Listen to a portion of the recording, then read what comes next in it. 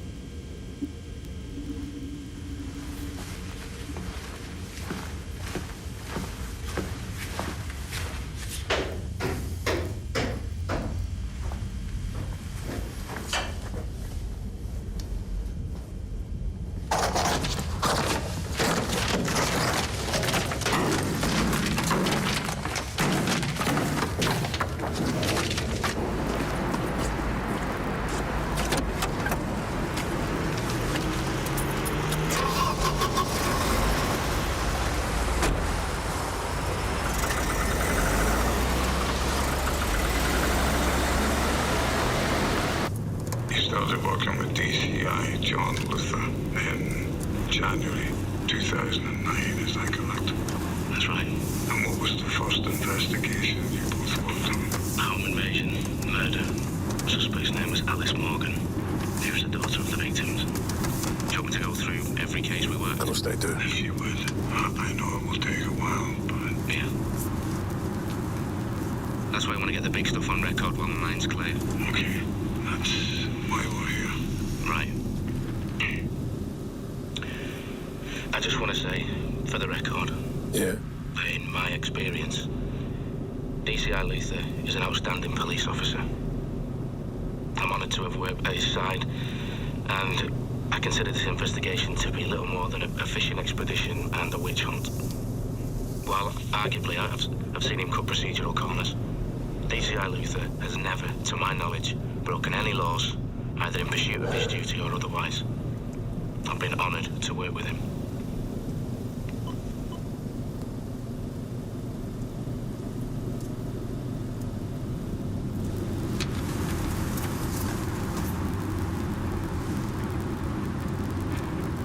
Justin.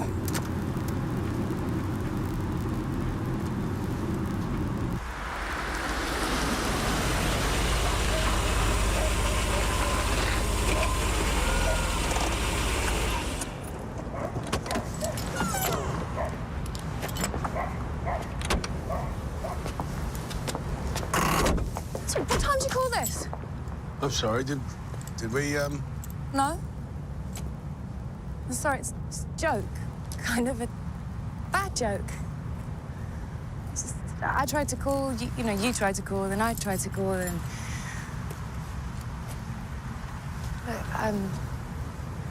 Okay, so last night, it was...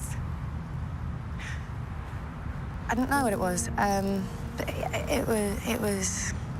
Yeah, it was... Yeah. And I don't want to play games. I'm too old for that. I'm not, old. Old. I'm too old for that. I'm not a game player. Good. Just neither am I. So we just stop talking. Okay. Let's stop talking.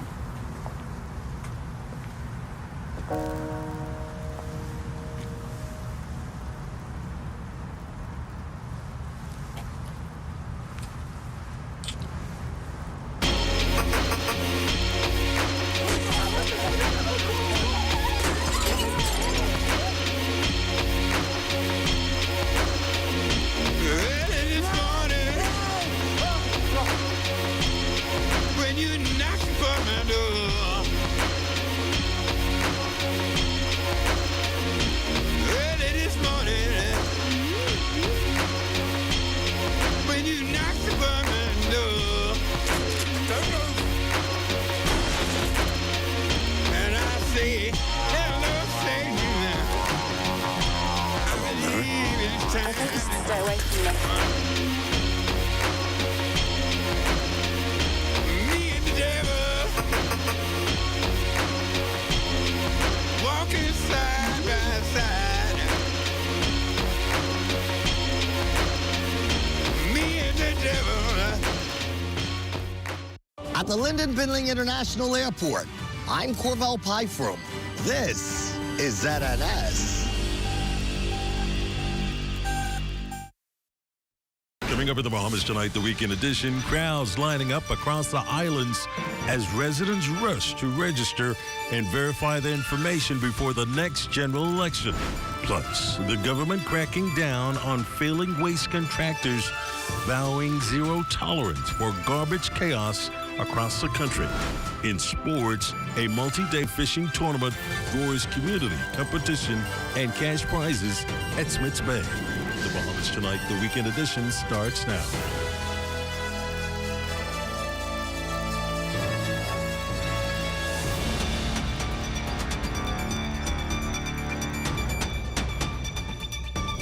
Happy Saturday. Good evening. I'm Desmond Saunders, and welcome to the broadcast. Voter registration centers across the Bahamas buzzing with activity as the country gears up for the next general election. Here in Nassau, residents are lining up by the dozen, some registering for the first time, others transferring or verifying information for the new biometric voters card. Extended hours are also seeing a heavy turnout, and officials say the numbers keep climbing. Cleopatra Murphy visited several registration centers today. I do believe that your vote is your voice, and even though your one voice may be small, it's when we come together that we tell our leaders exactly what it is we as Bahamians expect of them. It is that belief that drove Krista Lowe and countless other Bahamians to the mall at Marathon and other voter registration centers across the island Saturday. Staff from the Parliamentary Registration Department saw a surge of eligible voters showing up at various centers looking to register, verify, or transfer after Prime Minister the Honourable Philip Davis announced the prorogation of Parliament Friday, spurring residents like Clintoya Williams to take action, admitting to procrastination. I just ready for some changes. So I felt that it was important. I wanted to be an example for my daughter because she really didn't want to vote. And I still urging her, but she's here, so this is the first step, so it's good. For Heather Kemp and Henry Tidor, it is important to participate in the electoral process. I want to see change in the country and everything, and I'm not against anybody or any prime minister, but just as long as they do their job. Tayokin Bethel says the election is the only time Bahamians actually get a say, but was frustrated by the time it was taking to verify. I think it makes a difference. Everybody should vote, and you should do it by your heart, not by influence. You should do it by who you feel should be in power. Earlier this week, the Parliamentary Registration Commissioner, Harrison Thompson, revealed that more than 200,700 names are on the voters' register, the largest it has ever been. But for those reluctant to vote, those towing the line say, go out and mark your X. First and foremost, it's your rights. And this is the only way your voice is going to be heard.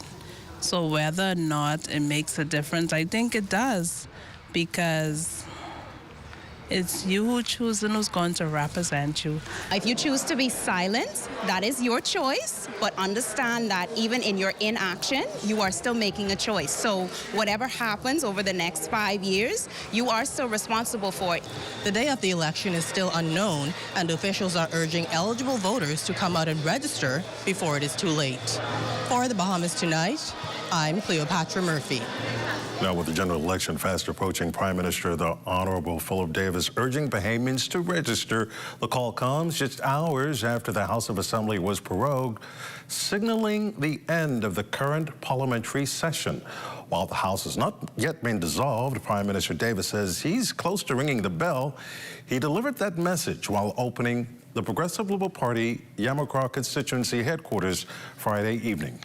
So everyone now has an opportunity to go and ensure that they get themselves ready before that bell is ringed. Because when the bell rings, registration stops. So look out. So each and every one of you, just make sure that your brother, your sister, your children, your mother and your father, they either registered or transferred where they belong. So don't forget, that's all we did was prorogue the House. We did not dissolve the House. And so get out there and register.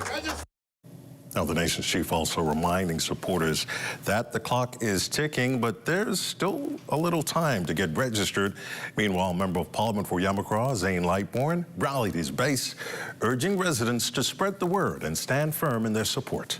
Yamacraw has always had fighters.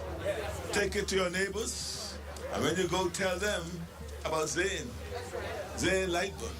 And let them know that from what you see, Zane, Yamacraw is remaining with Zane. Tell them he is a teacher. Tell them he is a union man. Tell them he is your neighbor and a neighbor. Tell them he is a worker. Tell them he knows what it means to stand with ordinary people. When we say choose progress, it's not a slogan, it's not a gimmick, and that's why it's not vague. We want to move forward because the evidence is in the numbers.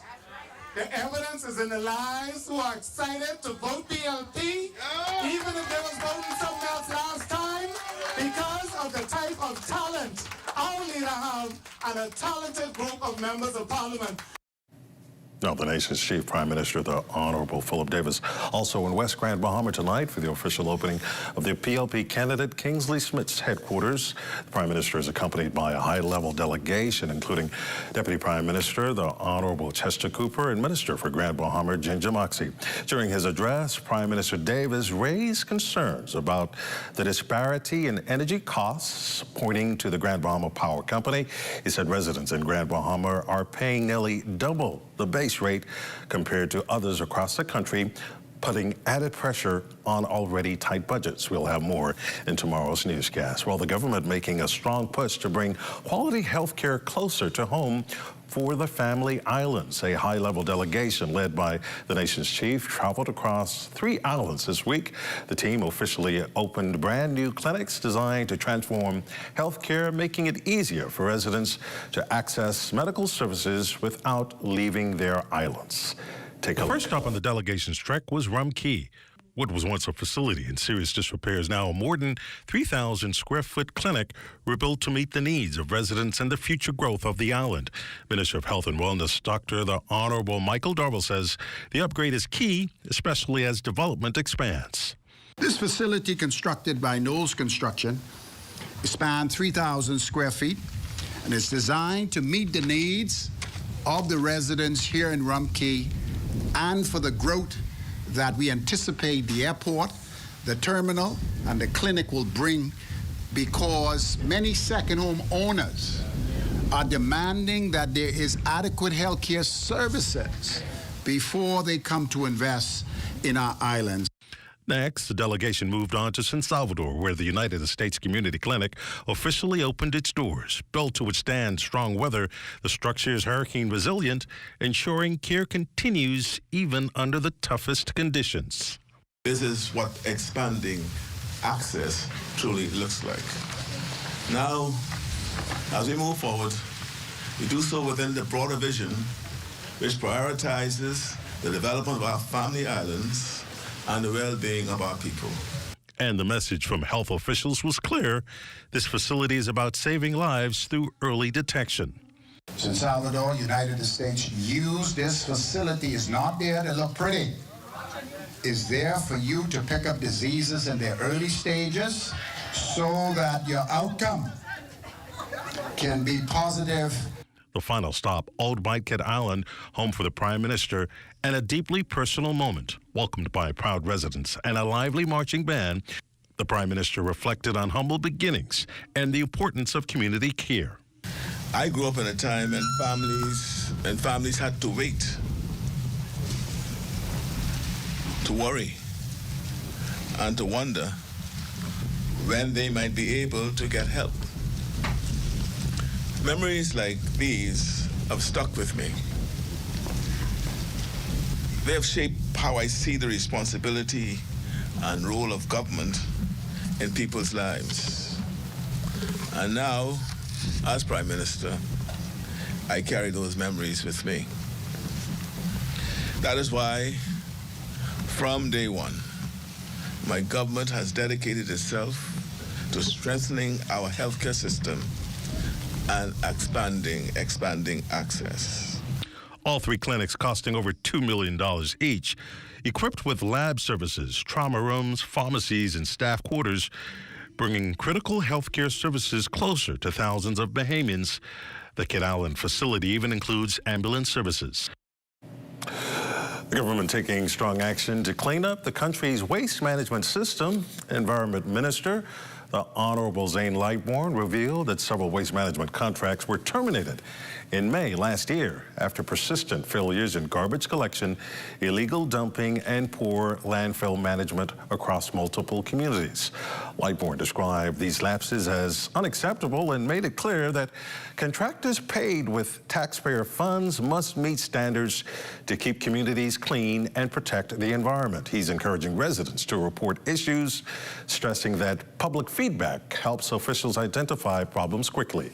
It's unfortunate that all of the contractors are not created equal, and so some people don't want their contractors to be moved. We have to suspend a number of licenses, sorry, not licenses, but a number of contracts to cause persons to understand that we're serious about what they do. They're getting paid from the taxpayers' money to do the service, and we expect that they collect garbage, they collect waste according to their contracts, and if not, we're going to have to find persons who can do the job properly. So I'm only 100% pleased with this process when we have 0% complaints about the manner in which this collection is done. Lightbourne also providing an update on the government's Transfer Station initiative. First rolled out in the Nassau Village community, the program is set to expand to additional communities. The next phase will focus on improving operational efficiency and strengthening the country's waste management infrastructure. The long-term idea of this particular station is to have it where we have solar lighting, full sustainable station where you have a security booth, and we have security established there to teach people how to put things in a bin. And it's simply this: it's not a dump site. It's not a dump site. It's a transfer station, meaning that if you have an old mattress, we're encouraging you to not to dump it on a park. Just take it to the bin, you put it in the bin, we take it to the dump for you. In news from the crime beat tonight, active investigations underway into another fatal shooting in the capital. Police say a male was shot on Merkle Close off Taylor Drive in the Bamboo Town area this afternoon. He was rushed to hospital in a private vehicle. However, he died a short time later from his injuries. Investigations continue. Shocking incident at Goodman's Bay Friday. An 18-year-old man has been taken into custody in connection with the alleged sexual assault of a teenage girl. Officers say the teen told them she and friends skipped school and were drinking on the beach when she was allegedly attacked while swimming. The victim was rushed to a hospital for a medical evaluation. Investigations continue. Ministry of Education showing young talent at this year's Agri-business expo. That and more when we come back.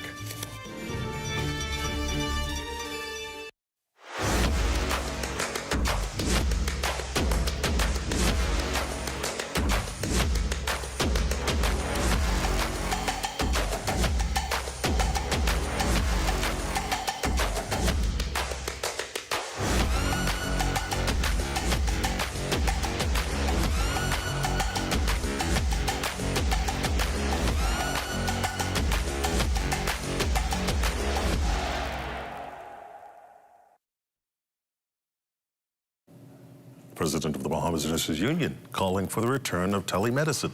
Addressing Rotarians, Union head Muriel Lightbourne says telehealth could cut costly medical travel for family islanders as many struggle to pay. Telemedicine, introduced in 2009, once provided vital support, particularly for the elderly and residents in Andros and Abaco, before it was discontinued just a few years later. During this presentation, I'd asked a question about persons coming to the family islands on emergency flight. And on the emergency flight, when they come to the family island, that cost is taken on by the client or the client's relative. And you have to have a certain amount before they leave that island with you.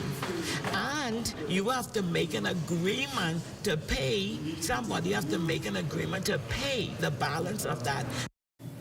Eastern New Providence homeowners hit hard by a microburst last September, finally getting some relief. The unusual storm ripped through the area, damaging homes, cars, and downing power lines. Now the government Small Home Repairs Project has stepped in, bringing much-needed help to families still recovering. The project's director, Sharon Penn, says his team was happy to bring some relief to those affected.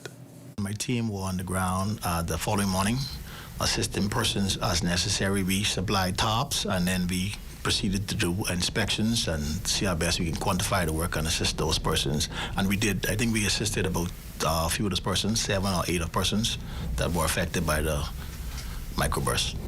Students from 12 public schools in the capital putting their green thumbs to work this week, showcasing their produce at the Ministry of Education's annual Agri-expo.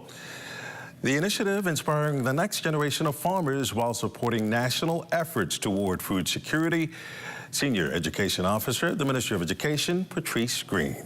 It's definitely important for our young people to get involved in agriculture and understand the importance of food security, where their food comes from, how important it is for you to know who the farmers are who are growing your food, who the persons is, what it is that they're putting into the ground to grow your food, how important it is to know the nutritional level of your food, and all of this is a part of food security. You know, we now have a war, and prices of food are going up. So if everyone can plant something in their backyard, it can help. And household food security is important. We have students who have backyard farms. They understand the importance of food security. Green says eating fruits and vegetables promotes health, while the expo encourages students to embrace farming and healthy living. What we eat, what we put into our body, contributes to our health. We're talking about the healthcare system. What we're not enforcing is food security, growing our own food, eating healthy. That is what's going to combat the health issues that we have in the country. The University of the Bahamas campus came alive with color, laughter, and excitement as Island Luck hosted its annual Easter extravaganza, transforming the grounds to a mini carnival for families. From thrilling rides to interactive games, children and parents turned out in large numbers to celebrate together. With a strong community focus, the event is quickly becoming a holiday tradition, bringing joy and togetherness to families across New Providence. Chief Operating Officer at Island Luck, Adriana Fox. Literally, when I walk out here, I was very amazed at my marketing team, because this is our 6th year doing this initiative, and every year we get bigger and bigger. And to see so many kids, so many families out here enjoying themselves. We have the pirate ship ride. I was on it a minute ago, and I was like, "Ooh, take me off!" But I just think that it's good for. It's a mini carnival, like you say. We're trying to make sure that kids enjoy their Easter.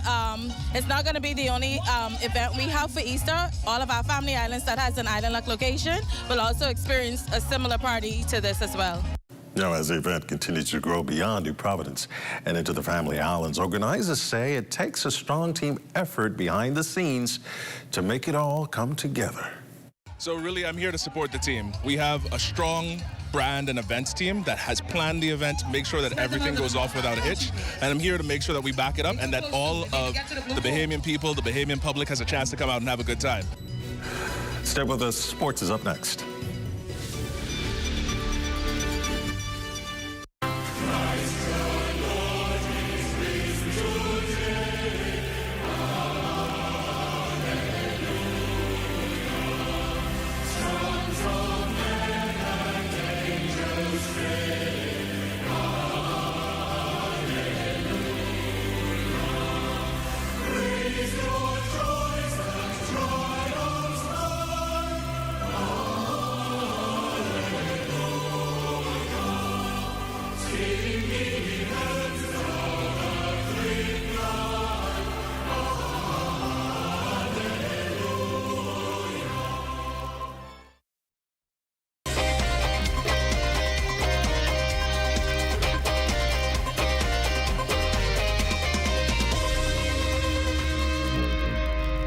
Welcome to your Saturday Sports Check. I'm Eugene Stewart. Well, the New Providence Volleyball Association wrapping up its Best of 5 championship series last night for both divisions at the D.W. Davis Gymnasium.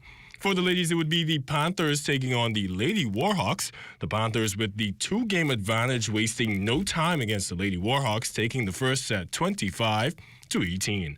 In the second set, the Panthers continuing to roar as they would take the second set by a close 25-23 score. And for the third set, this one all over as the Panthers would reign victorious to take the ladies' championship 25-22.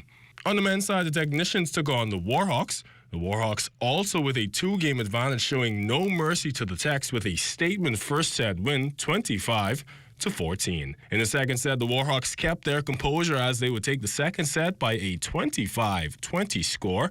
And for the third, this one was all over as Ronaldo and the Warhawks would take home the men's title 25-22. Down in Cat Island, day 2 of competition getting underway for the 8th annual Cat Island Fish-Off Tournament. Mateus Stewart tells us more from down home. Day 2 of the Cat Island Down Home Fish-Off Festival kicked off this morning with the now familiar gunshot start, just like we heard on day 1. Go! In a change of pace from yesterday, competitors entered the line fishing category. Joining the 3 returning teams was Dawn Davis, representing Team Rectifier. As the competition continues and teams grow more comfortable, they returned a bit later than yesterday, but still on time and mindful of the 5 p.m. deadline. Taking first place with an impressive 194 fish was Team Brody's, the team to beat as the 2-time defending champions. After bringing in 101 more fish than they caught yesterday, I spoke with Captain Gerardo for some insight. Well, basically, line fishing, as all we do is just get chums, look for scatterings, look like small feathers, fade up, and just wait on the tide. And then the fish just basically take care of themselves. Just toss your line over and just wait on them to bite. Coming in second was Team Bam Bam. After placing third in yesterday's competition, they made a significant jump in today's standings. Boy, you could expect a big fight. Yeah, a big fight, because we ain't going over like that. We don't give a bit. We still in the fight. In third place with 63 fish were the Long Island team. While they admitted they weren't fully satisfied with today's results, they're looking ahead with confidence to tomorrow's deep drop category. Oh, I felt it was not that good, not at all. The fish was very slow today, very, very slow, very slow. It depends on the weather, but we're expecting about the same, 60, 70 maybe tomorrow, depending on the weather. All right. Hopefully. That should give us a second or first. Rounding out the competition was Don Davis of Team Rectifier with 35 fish. Competing in his first day of the 3-day event after sitting out yesterday, he placed 4th, but says he feels most confident heading into tomorrow. Today on the waters, as you know, it was line fishing today, and it was a bit slow for us, but we managed to make out an average based on what we've seen come in. But our big day is tomorrow when we have the deep drop. That's our biggest day. So we're waiting for the deep drop competition, which is Saturday. As we close out day 2, spirits remain high, with the final and most anticipated category, deep drop fishing, set for tomorrow. All eyes are on what these teams will bring to the waters. Reporting from Cat Island, I'm Mateus Stewart. And that's been your Saturday Sports Check. I'm Eugene Stewart. Enjoy your weekend.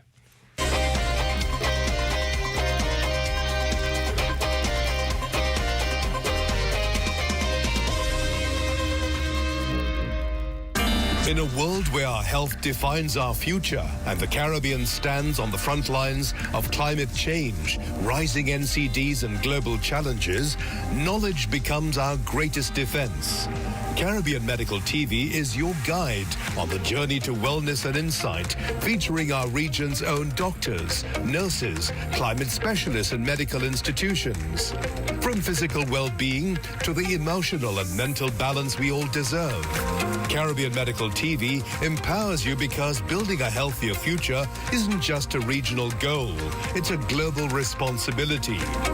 In the Caribbean, vitality isn't just a goal, it's a way of living. Connect with the region through knowledge, hope, and the power of Caribbean resilience on Caribbean Medical TV, where awareness becomes power. Join the conversation. Join the movement. Be viewing Season 4 of Caribbean Medical TV right here on this station.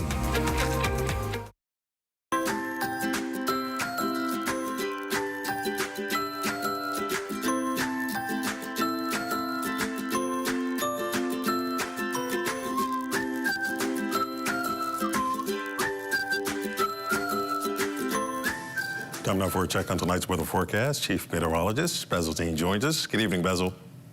Good evening, Desmond. A beautiful day around the country with near clear skies at this hour. Relative humidity 61%. The temperature is 78 degrees.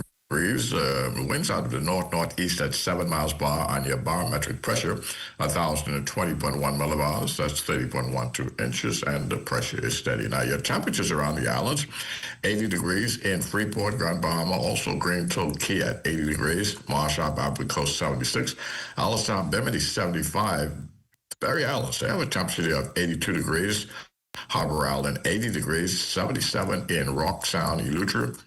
And as we take you a little further south into Andros, 78 degrees in Fresh Creek, Central Andros, Kemps Bay at 79, Black Point, Exuma, 79 degrees, and Otterson, Cat Island, 76. Georgetown, Exuma registering 77 degrees, with Clarencetown, Long Island at 78. Also, Crooked Island reporting 78 degrees. And as we take you further south into the southeastern parts of our country, this day going to remain in the upper 80s for the greater part of this evening. And your boating forecast tonight in the northwestern islands, the winds are going to be northeast to east. Winds increasing 12 to 18 knots, and the wave heights building 3 to 6 feet. So we will post the caution flags later on tonight for you small craft. Now, the low tide that will take place at 11:32 tonight for the central and southeastern islands. The winds are going to be northeast to east as well, but much stronger at 15 to 25 knots. Rough seas in the central and southeastern islands at 5 to 8 feet over the ocean. So an advisory is in place for small craft in the central and southeastern islands. Now, tomorrow, Sunday, for the entire island chain, we're going to have an advisory in place. Those winds increasing 15 to 25 knots out of the east. Very rough seas conditions at 5 to 8 feet over the ocean. Now, the high tide tomorrow, that will take place at 5:49 in the morning, with the low tide at 12:15 in the afternoon. And your satellite pictures are showing a little bit of cloudiness over the extreme southeast Bahamas, particularly around Inagua and the Turks and Caicos Islands, and that's associated with a mid-level trough which is moving eastward across the southeast Bahamas, and that could trigger 1 or 2 passing showers as well. Now, your forecast tonight, we're looking at clear to partly cloudy, a bit breezy as the night gets older, with a low temperature falling off the very comfortable 70 degrees. And tomorrow, we're looking at partly sunny, breezy conditions with a high temperature at 80 degrees, and your extended weather forecast over the next 7-day cycle. Well, we're going to have some nice weather on Sunday, but come Monday, that little mid-level troughing is going to provide a little bit of cloud cover, maybe 1 or 2 showers as well. Tuesday, not bad. Lots of sunshine during the daytime. On Wednesday, we get a bit of clouds again, working its way back into our forecast. And then on Thursday, another upper-level system will provide cloudy skies throughout Thursday with some isolated showers and even some thunderstorms likely on Thursday, but that will be short-lived. As by the weekend, Friday, Saturday, looking at beautiful weather with lots of sunshine during the daytime. The nighttime temperatures for the next 7 days are going to be very comfortable. We're looking at upper 60s to low 70s. Thanks, Basil. That ends the Bahamas tonight, the weekend edition. Thank you for continuing to make ZNS your first choice for news and information, as only the sun covers the Bahamas better than ZNS. On behalf of the entire team, thanks for watching. Have a good night, and I'll see you back here tomorrow night.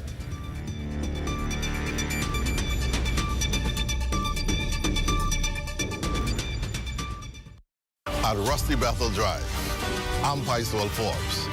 This is ZNS.